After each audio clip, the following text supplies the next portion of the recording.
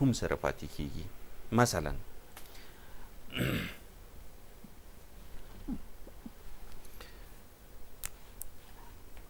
احمد ښه هلک دی، دا یوه جمله ده.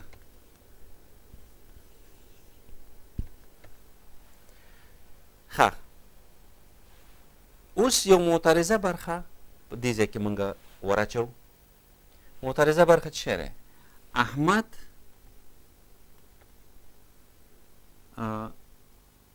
احمد چې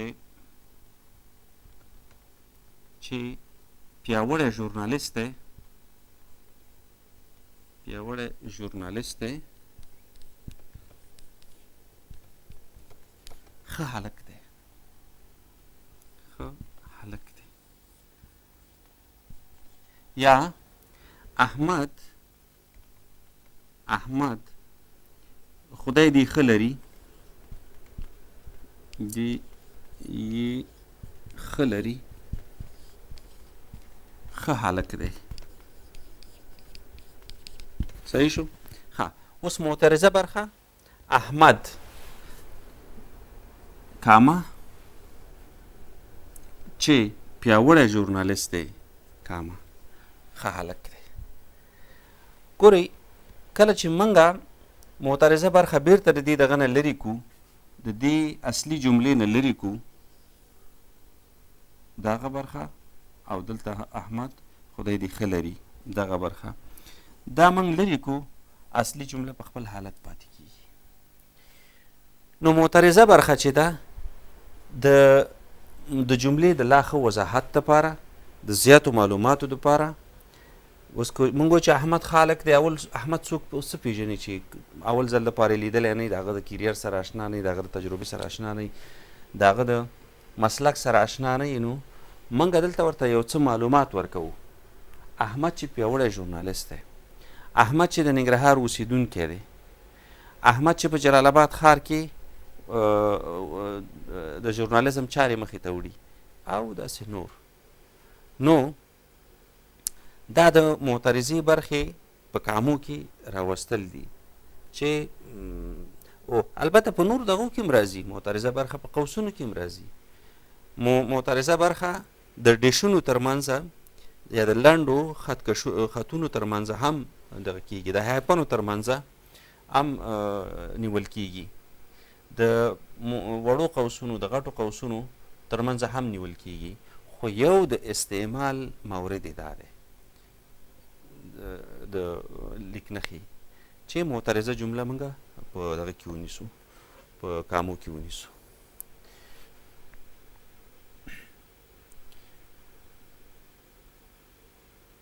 ښه، همدارنګه په یو متن کې د سکتي او اشتباه د لرې کولو لپاره چې صورت ونه نیسي، موږ دغه کارو،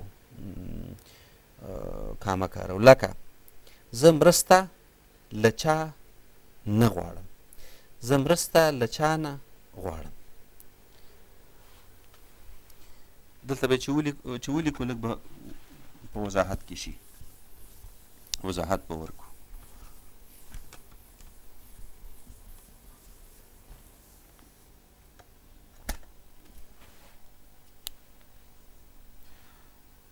زه مرسته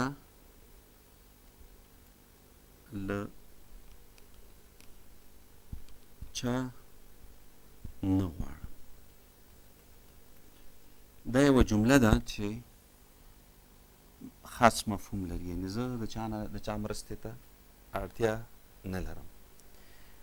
دلته بله جمله چې ده، زه مرسته له چا نه غواړم، زه مرسته له چا نه، زه مرسته له چا نه غواړم. یعنې دا سوالیه شوه. دا یو واضحه جمله ده، یو بیانیه جمله ده. خو دویمه چې دا یوه سوالیه جمله ده یا د پوښتنې وړ جمله ده چې زه مرسته له چا نه غواړم. یو څوک چاته وایي چې ته خلکو نه مرستې غواړې، زه مرسته له چا نه غواړم. او په دغه کې دا ده چې زه مرسته له چا نه غواړم. نو یوازې یوې کامې د یوې جملې دغه توپیر کړی، لکه موږ هلته چې په هغه انګریزي مثال کې وویلو چې kill him not free him، kill him not free him. نو یوه کامه په یو متن کې دومره رول لري چې یوه مثبته جمله منفي کوي، یوه منفي جمله مثبته کوي، یوه مثبته جمله سوالیه کوي یا د پوښتنې وړی ګرځوي. ځینې وختونه موږ د خطاب په وخت کې لکه مخکې چې موږ دغه وکاروله، ندایه وکاروله، په ځینې وختونو کې موږ کولی شو چې د خطاب په وخت کې هم کامه یو چاته وکارو. نو د کامې د استعمال موارد نور هم زیات دي، کیدای شي ځینې موږ نه پاتې شوي.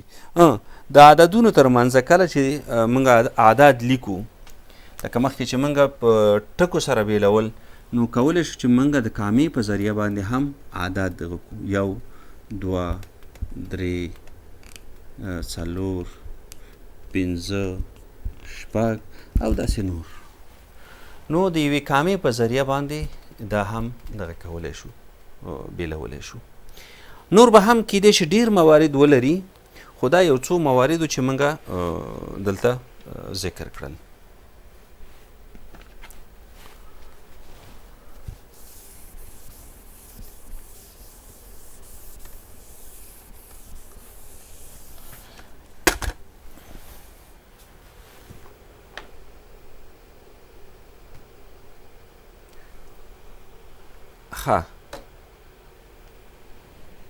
بله لیک نښه چې ده هغې ته سیمیکالن یا موږ ورته زڼنښه هم وایو او تر کامې لاندې ټکی. تر کامې لاندې ټکی دغه نښه چې ده معمولا د دوو عمده او سترو فقرو ترمنځ په دې شرط راوړل کیږي چې عمده فقرې په او خو لپاره او داسې نورو اړیکو ویونو نه وي سره تړل شوي. مثلا یا دا په دوو هغو جملو کې راځي چې موږ یې یوه د بلې متممه بولو. تقریبا جمله بشپړی، خو یوازې جمله مرستیال فعل نه لري. کله چې مرستیال فعل جمله ونه لري، موږ او هغه فعل او فاعل او مفعول دا پکې سرته نه یې رسېدلي، نو هغه موږ جمله نه بولو، سره د دې چې تقریبا یو مفهوم وړاندې کوي. مثلا موږ وایو چې محصل ته پر خپل وخت لیکچر کامه چپټر او مشورې ورکول اړین کار دی. محصل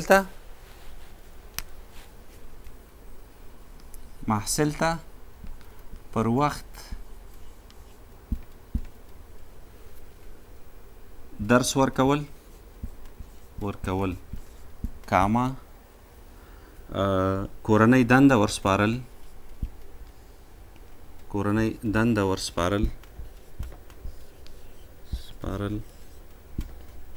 اړین کار دی.